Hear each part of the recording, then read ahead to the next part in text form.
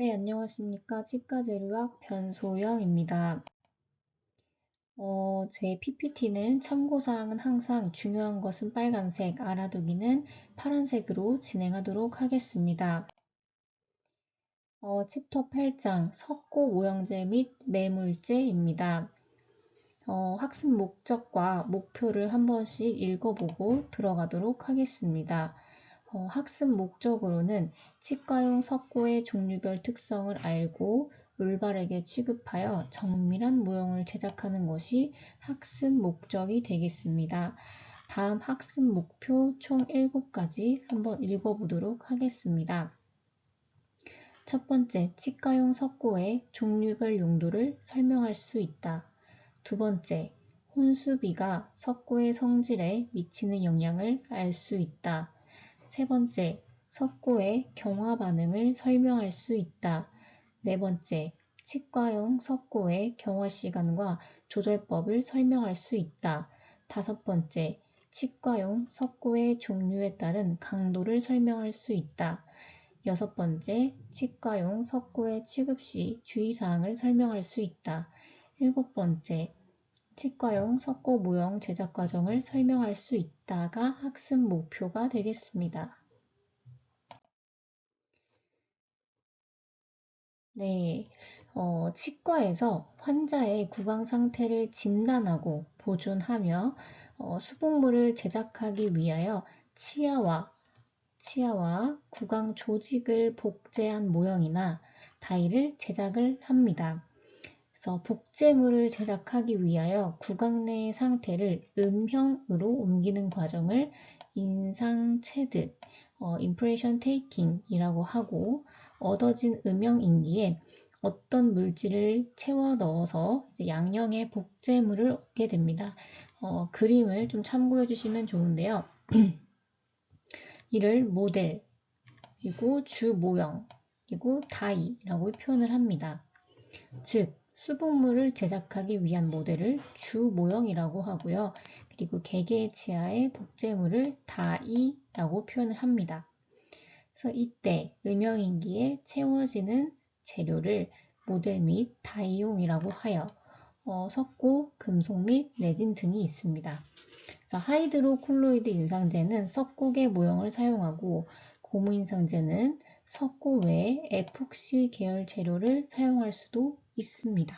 그래서 지금 보시는 환자의 구강 상태를 이 분홍색 부위가 인상체득을 한 부위입니다. 그래서 인상 음영인기를 제거를 해서 석고를 주입을 했을 때 석고 모형이 환자의 구강과 동일한 것을 볼 수 있습니다.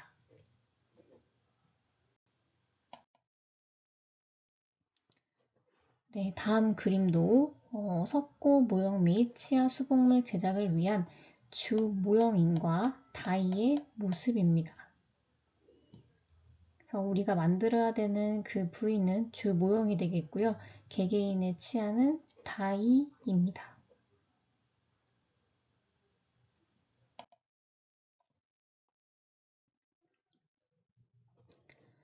네, 여기서 빨간색 표시가 나왔습니다. 이상적인 모형 재료의 요구 조건은 다음과 같다.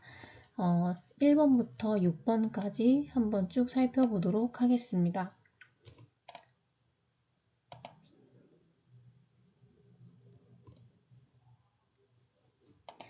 네, 1번 정밀도와 크기 안정성이 좋아야 합니다. 그리고 미세부 재현성이 좋아야 하고요. 그리고 충분한 강도와 마모 저항성이 있어야 합니다. 그리고 인상제와 화학 반응을 하지 않아야 합니다. 만약 결합이 되게 되면 떼어지지 않기 때문에 꼭 화학 반응을 하지 않아야 합니다.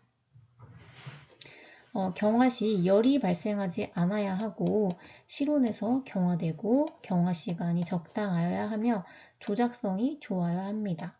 그리고 또한 소독제와 반응하지 않아야 하며 저장하는 동안 변질되지 않아야 합니다. 네, 다음으로 석고 모형제, 석고의 형태에 대해서 알아보도록 하겠습니다. 1번 동그라미 먼저 보겠습니다. 천연 광산에서 채굴한 석고 원석을 대기압파에서 고온으로 가열하여 수분을 제거를 하면 불규칙한 형태의 베타 반수염인 일반 석고 플라스터가 생산이 됩니다. 그리고 수증기 압파에서 제조하면 규칙적 형태의 알파 반수염인 경석고 또는 초경석고가 생산이 됩니다. 이렇게 생산된 석고는 한국산업표준에서 표 8-1과 같이 5가지 형태로 분류하였고 경합팽창과 압축 강도에 대한 요구 조건을 규정하고 있습니다. 보시면 그림 8-3과 그림 8-4를 비교해서 한번 보도록 하겠습니다. 치과용 플라스터 베타 반수염의 분말 입자가 이 왼쪽 첫 번째 있는 그림이고요. 그리고 치과용 경석고 분말 입자는 두 번째입니다. 그래서 첫 번째 사진을 좀 보면 결정 형태는 해면상이고 좀 불규칙한 형태를 좀 볼 수 있고요. 두 번째 경석고 사진을 보시면 결정 형태가 플라스터보다 프리지엄이고 규칙적인 모습을 볼 수 있습니다. 이렇게 차이점이 있다는 것을 보고 넘어갔으면 좋겠습니다.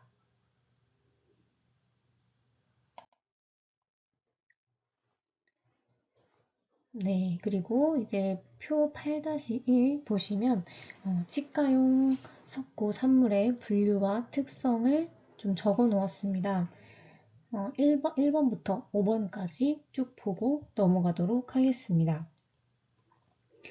첫 번째 보통 석고는 인상용으로 사용이 되고요. 그리고 두 번째 같은 경우는 보통 석고 같은 거지만 모형용으로 사용이 됩니다. 그 다음으로는 경석고입니다. 경석고도 똑같이 모형용으로 사용이 되고요. 초경석고 이상으로는 다이용에도 해당이 됩니다. 그리고 저팽창이라고 되어 있고요. 그리고 다섯 번째 초경석고는 다이용이면서 고팽창에 해당이 됩니다. 네, 다음 석고 경화 반응에 대해서 살펴보도록 하겠습니다. 1번, 물을 제거하여 만든 석고를 물과 혼합을 하면 열을 발산하고 아래와 같은 반응을 하며 경화가 일어나게 됩니다. 석고의 결정들은 물 속에서 그물망 구조를 형성하여 단단해집니다. 그리고 항상 나오는 거지만 혼합에 필요한 물과 분말의 비율을 혼수비라고 표현을 합니다. 그래서 물과 분말의 비율은 가장 중요하겠죠. 그래서 석고의 형태에 따라 사용하는 물의 양이 다릅니다. 그래서 혼합에 필요한 물과 분말의 비율을 혼수비라고 하며 경화된 석고의 최종적인 기계적 성질을 좌우하므로 매우 중요한 역할을 하게 됩니다. 네, 석고 모형제 표 8-2 치과용 석고의 분류와 혼수비 및 용도에 대해서 살펴보도록 하겠습니다. 이전에 수업을 들으셨던 분들은 아마 기억이 조금 나실 거예요. 그래서 석고의 종류는 제1형부터 2형, 3형, 4형, 5형으로 분류가 되고 있고, 그리고 혼수비는 적을수록 단단해집니다. 그렇기 때문에 1형에서 5형으로 갈수록 혼수비는 줄어들지만 단단한 형태인 초경석고에 해당이 됩니다. 옆에 용도를 보시면 용도도 마찬가지입니다. 제1형은 가장 혼수비가 높고 연하기 때문에 인상체득용으로 사용이 되고요. 그리고 제2형은 모형용이지만 연구용 모형으로 사용이 가능합니다. 그리고 제3형은 작업용 모형, 그리고 제4형과 5형부터는 다이용으로 해당이 됩니다. 우리가 보는 일반적인 색깔은 제1형은 흰색입니다. 그래서 인상용에 사용이 되고요. 그리고 제2형은 흰색, 플라스터에 해당이 됩니다. 그리고 제3형은 노란색, 옐로우스톤이고요. 그리고 제4형은 분홍색, 핑크스톤입니다. 그리고 O형은 녹색, 그린스톤에 해당이 되고요. 제가 조금 더 보시기 편하도록 이렇게 화살표를 적어서 적을수록 단단해진다. 그리고 일반적인 색깔도 흰색을 나타내는 것은 여기 위쪽 칸은 인상, 그리고 똑같은 흰색이지만 플라스터부터 그린스톤까지는 모형용에 해당이 됩니다. 2번 동그라미 보시면 석고를 혼합할 때 사용되는 물의 양이 많으면 정상 혼수비보다 크면 경화 시간이 지연이 됩니다. 그리고 흐름성이 좀 커지겠죠. 그리고 경화된 석고의 강도가 저하하게 됩니다. 반대로 물의 양이 적으면 강도는 증가하지만 물이 너무 적으면 석고가 경화되지 않습니다. 따라서 물의 양은 제조사의 지시대로 사용하는 것이 가장 올바른 방법입니다.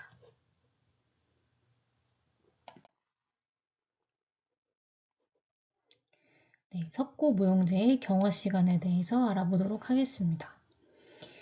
물과 혼합하기 시작한 때부터 모형이 사용하기 적당한 정도로 경화되기까지 소요된 시간을 경화시간, 세팅타임이다 라고 부릅니다. 경화시간은 초기 경화시간과 최종 경화시간으로 구분을 할 수 있습니다. 그래서 초기 경화시간은 사용한 모든 물이 석고 분말에 흡수되어 혼합한 석고 혼합물의 표면에 수분이 소실될 때이며 이 시간 이전에 물이나 석고 분말을 추가할 수 있습니다. 그리고 인상 체득한 인상 음영 인기 내에 석고를 주입해야 합니다. 그리고 최종 경화 시간은 석고가 물과 혼합되기 시작한 때부터 반응이 완전히 끝날 때까지의 시간입니다. 이 시간 이후에 석고 모형에서 작업이 가능합니다. 경화 시간은 포장에 반드시 명시해 주셔야 됩니다. 자, 3번 이어서 보도록 하겠습니다. 혼수비가 증가하면 경화 시간은 지연이 되고요. 그리고 혼합을 빠르게 하면 경화 시간이 단축이 됩니다. 경화 시간을 조금 더 빠르게 촉진시키는 화학 물질 첨가 재료는 2%의 황산칼륨이 대표적입니다. 국시에도 가끔 나오기 때문에 이거는 외우셨으면 좋겠습니다. 이때 그 화학 물질로 조절을 하는 이유는 입에 들어가는 것이 아니기 때문에 화학 물질로 조절이 가능하기에 넣어서 사용을 한다라고 보시면 될 것 같습니다.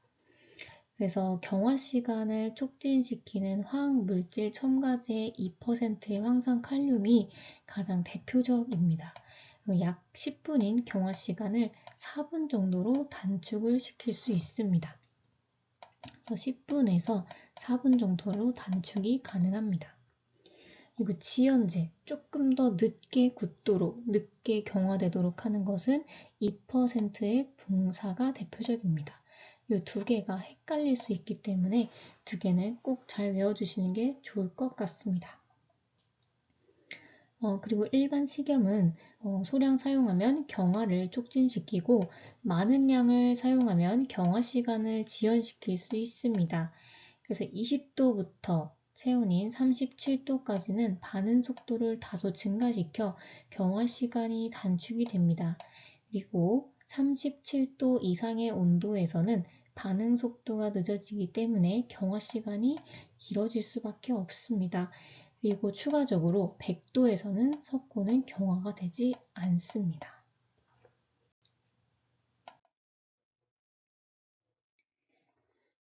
네, 표 8-3 혼수비가 경화 시간에 미치는 영향에 대해서 한번 보도록 하겠습니다. 보통 석고와 경석고, 초경석고 세 개로 나누어져 있고요. 그리고 혼수비는 적을수록 단단하다 이 정도로 보고 넘어가시면 될 것 같습니다.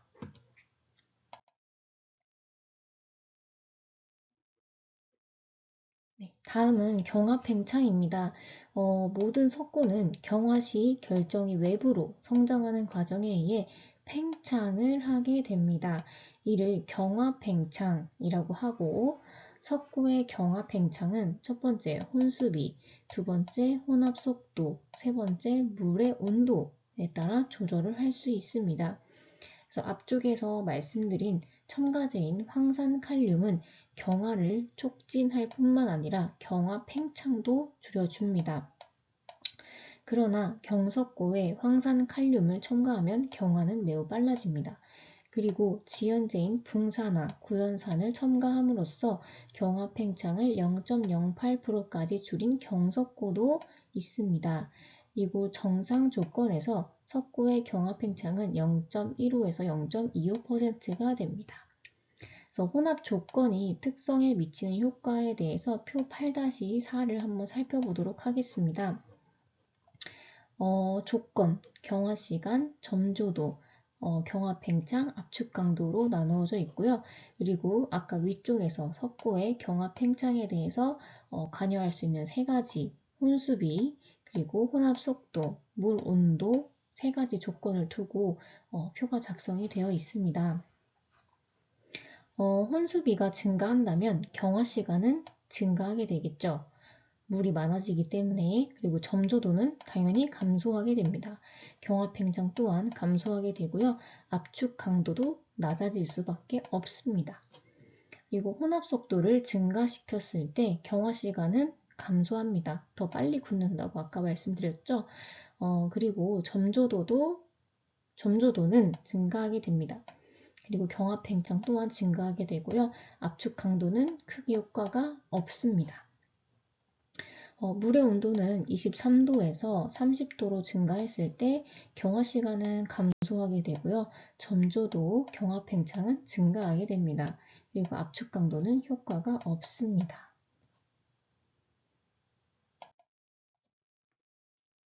네, 그리고 2번 동그라미 보시겠습니다.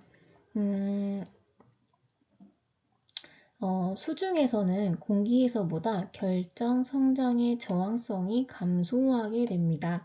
그 팽창량이 증가하게 되는데 이를 수화 경화 팽창이라고 합니다. 그래서 이는 물의 표면 장력 때문에 대기상에서는 결정의 성장이 억제되지만 수중에서는 장애 요인이 없기 때문에 더 길게 성장하여 공간을 부여하기 때문입니다. 그래서 이 두 가지 사진을 한번 보고 넘어가도록 하겠습니다. 그래서 A번을 보시면 석고 분말과 물 혼수비에 따른 혼합 사진입니다. 그리고 그 분말과 물이 반응한 상태이고요. 물의 증발과 그리고 석고 결정이 성장한 모습이 C번 그림입니다. 그리고 최종 경화한 게 D번, 별 차이가 엄청 크게는 없습니다. 이제 밑에 그림 보시면 요거는 이제 수와 경화 팽창에 대해서 표시를 해 두었습니다. 그래서 석고 분말과 물의 혼습에 따른 혼합을 먼저 해 주시고 그 다음에 분말과 물에 반응을 해서 수중, 지금 물속 안에 있는 거예요. 그리고 C번은 물의 증발 및 석고 결정의 성장, 수중에서의 그 모습입니다. 그리고 D번을 보시면 이 위에 거 D번이랑 비교를 했을 때 조금 더 장애 요인이 없기 때문에 더 길게 빠져 있는 것을 보실 수 있습니다.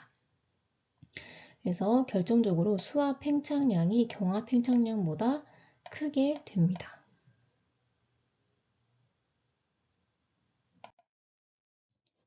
네, 6번 강도 및 경도입니다. 인상용 석고를 제외하고는 가능한 강도가 클수록 좋습니다. 강도가 적절하지 못하면 치과용 장치를 만드는 동안 작업 모형이나 주형이 변형되거나 파절이 되기도 합니다. 그리고 석고의 혼수비가 클수록 물의 양이 많을수록 이제 내부에 기포가 많이 발생하기 때문에 강도는 저하될 수밖에 없습니다. 또한 석고의 종류에 따라 강도가 다르며 보통 석고, 경석고, 초경석고의 순으로 강도가 증가하게 됩니다. 그래서 이거는 앞전에서 계속 표로 말씀을 드렸던 부분이기 때문에 플라스터, 옐로스톤, 그리고 핑크스톤, 그린스톤 이런 순으로 보통 석고, 경석고, 초경석고가 항상 강도가 점점 더 커지는 거다. 그리고 단단해질수록 혼수비는 저하된다. 네, 이 정도 개념은 알고 가셨으면 좋겠습니다.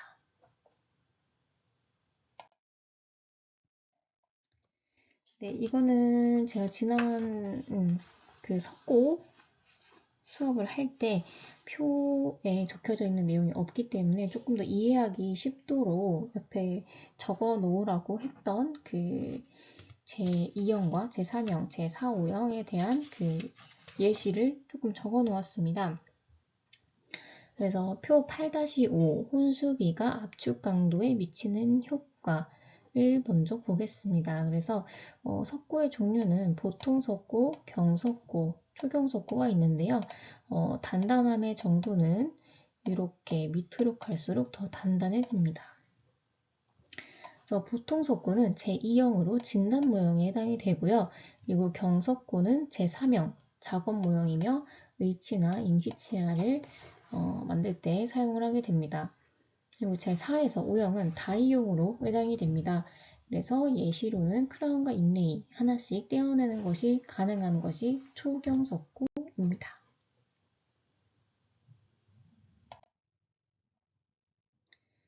네, 동그라미 3번 보시겠습니다. 석고의 강도는 경화된 후 24시간이 지나야 최대 강도에 도달하게 됩니다. 그래서 24시간 이전에는 수분이 남아있기 때문에 강도가 낮아서 쉽게 파절이 될 수 있기 때문에 어떠한 작업을 해서도 안 됩니다. 그리고 모형 위에서 왁스 작업을 하거나 교정용 선재 작업을 하기 위해서는 석고 모형 표면이 마모되거나 파손돼서는 안 되므로 표면의 경도가 매우 중요하게 됩니다. 이러한 이유로 작업 모형이나 다이는 보통 석고보다는 표면 경도가 높은 경석고나 초경석고를 많이 사용하는 편입니다.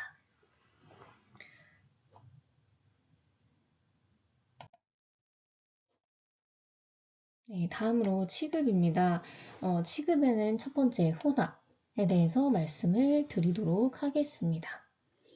물과 석고를 혼합할 때 석고의 최종 성질에 가장 큰 영향을 미치는 혼수비를 정확히 지켜야 합니다. 그래서 러버볼에 물을 담고 먼저 러버볼에 항상 물을 먼저 담아야 합니다. 그래서 물을 먼저 담아주시고 그 다음에 파우더, 분말을 추가하게 됩니다.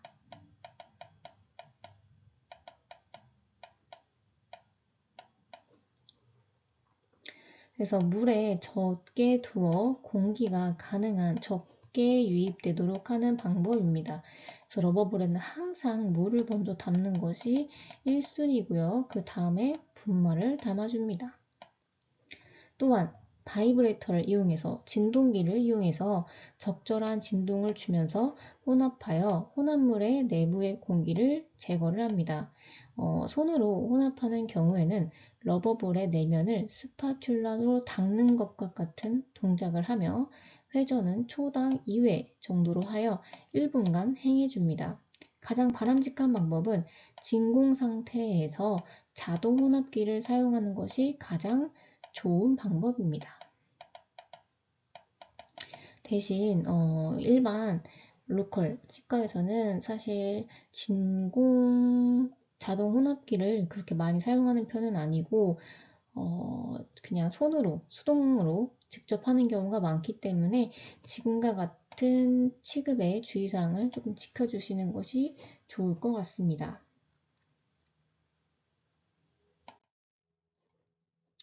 네, 2번 모형의 제작입니다. 먼저 인상 체득한 음영인기에 묻은 타액이나 혈액 등을 흐르는 물로 다 제거를 합니다. 그리고 각각의 인상제에 맞는 소독액과 방법으로 소독을 합니다. 이전에 알지네이트에서도 배웠지만 우리가 소독 방법에는 담그는 방법이 있고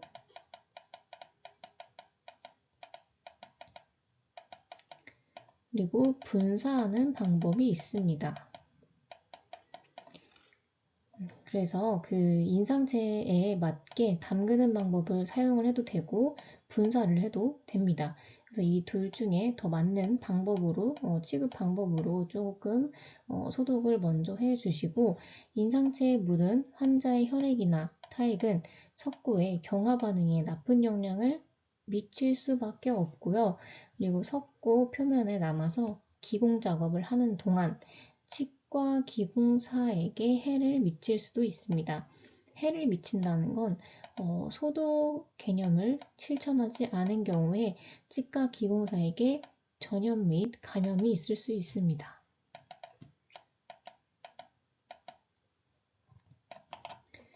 네, 그리고 혼합된 석고를 인상체에 주입할 때는 진동기, 바이브레이터를 이용하여 인상의 한쪽 끝에서부터 흘려 채움으로써 내부에 공기가 함입되지 않도록 주의하셔야 됩니다. 그 기포는 경화된 재료의 강도를 떨어뜨리고 부정확한 표면을 만드는 원인 중에 하나입니다. 3번 보시면 일단 채워진 인상은 움직이지 말고 100% 습도에서 보관을 해 줍니다. 이거는 알지네이트 취급 방법입니다.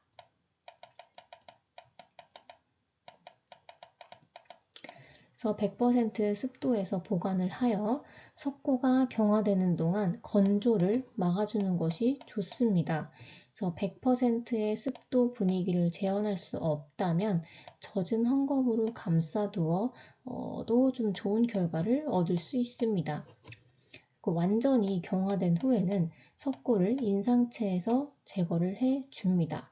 그리고 앞쪽에서 말씀드린 바와 같이 젖은 상태여서 강도가 낮기 때문에 완전히 건조된 후에 작업을 시행하는 것이 바람직하고 모형과 다이는 경화된 후에도 물과 닿지 않도록 주의를 항상 해 주셔야 합니다.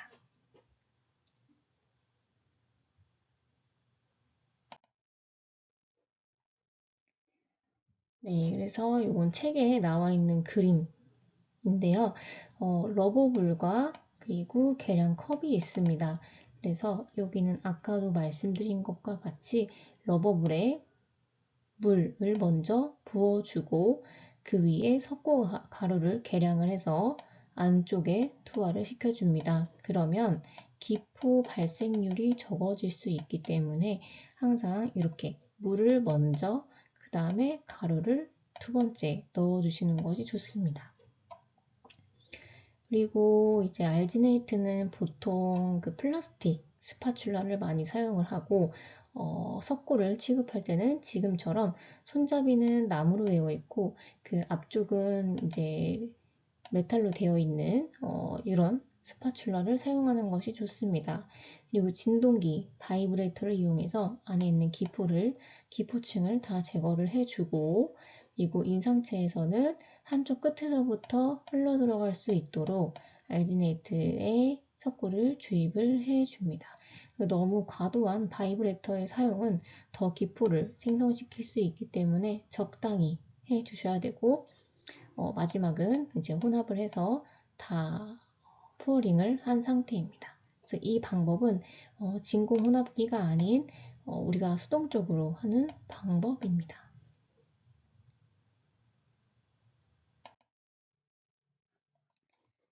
네, 다음은 석고 모형제 소독에 대해서 말씀을 드리도록 하겠습니다.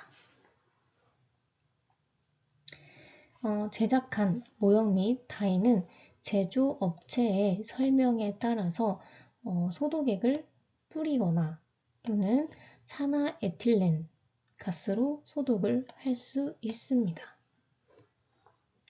그래서 모든 소독제가 석고에 적합한 것은 아닙니다. 그렇기 때문에 모형을 소독한 후 표면에 흠이 없는지 여부를 면밀하게 검사해야 하며 침적 소독법과 고온갑 소독법은 사용하지 않는 것이 좋습니다. 그래서 1번은 소독액을 분사하는 모습을 이제 그림으로 표현을 해 놓았고, 이제 B번 같은 경우는 산화에틸렌 가스 소독법입니다. 그리고 C번은 침적 소독법이라고 해서 안쪽 소독액을 담가 놓는 방법이고요. 그리고 D번은 고온갑 소독법입니다. 그래서 우선은 이 두 가지는 사용하는 것이 좋지 않기 때문에 C번과 D번에는 X 표시가 되어 있고 우리가 석고 모형을 취급할 때는 석고 모형에 소독액을 분사하거나 또는 산화에틸렌가스 소독하는 그 두 가지 방법을 이용하는 것이 가장 좋은 방법입니다.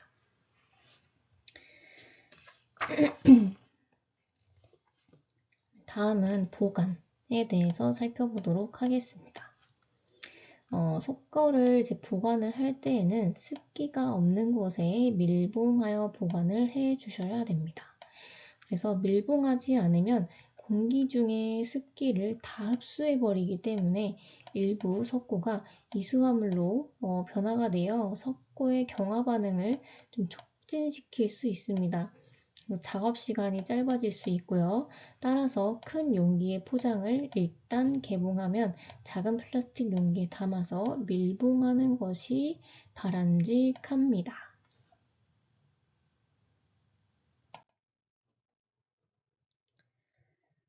네, 그래서 다음은 이제 매물제에 대해서 살펴보도록 하겠습니다.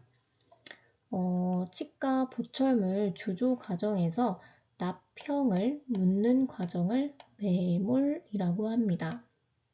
그래서 이때 사용하는 재료를 매몰제라고 표현을 하고요. 그리고 매몰제는 주조 시 용융된 합금을 주입하는 금형이 됩니다. 그래서 매몰제는 첫 번째 내열제와 결합제로 구성이 되어 있습니다. 석고계 매몰제의 내열제는 실리카를 형성하는 석영이나 크리스토발라이트이며 결합제는 반수석고입니다.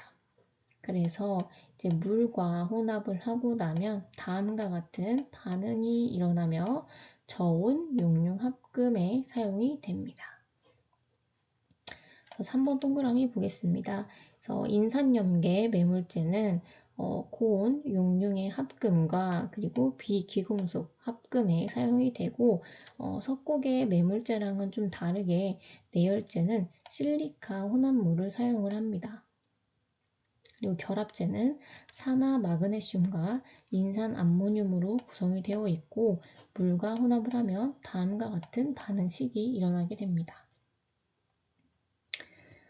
네 번째에 보시면 정확한 주조체를 얻기 위해서는 매물제의 분말과 물의 양을 정확하게 측정을 해서 고무 혼합기 용기대에 물을 먼저 붓고 분말을 첨가하여 균일한 점조도가 되도록 손으로 혼합을 해줍니다. 그리고 적합성이 우수하고 주조면이 평활하며 기포가 없는 주조체를 얻기 위해서는 진공 상태에서 혼합을 하는 게 가장 좋습니다.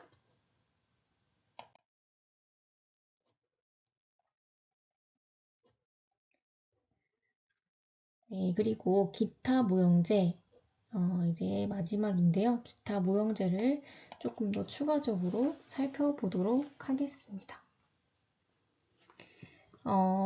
기타 모형제에는 이제 에폭시 레진과 디지털 다이 두 가지로 구분을 해보았습니다. 이 두 가지 요거 하고 이제 이쪽 석고 모형제는 마무리하도록 하겠습니다. 첫 번째 에폭시 레진입니다. 그래서 에폭시 레진 다이는 고무인상제에서만 제작이 가능합니다.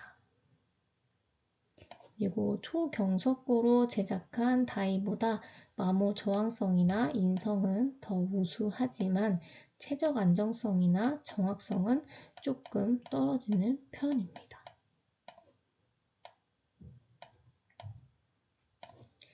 그리고 다이용 에폭시 레진은 점액성의 기본 레진과 폴리아민계의 경화제로 구성이 되어서 공급이 됩니다. 그리고 두 물질을 혼합하면 중합 반응이 개시되어 경화가 됩니다. 그래서 에폭시 레진은 중합 반응이 이루어지는 동안 0.03에서 0.3%의 수축이 일어나며 이것은 3일 동안 보통적으로 지속이 됩니다. 또한 경화 시간이 길기 때문에 16시간이 경과한 후에야 기공 작업을 수행할 수 있습니다. 경화제는 조직에 대한 반응성이 좀 크기 때문에 취급 과정에서 피부에 접촉되지 않도록 주의를 기울여 주시는 것이 좋습니다.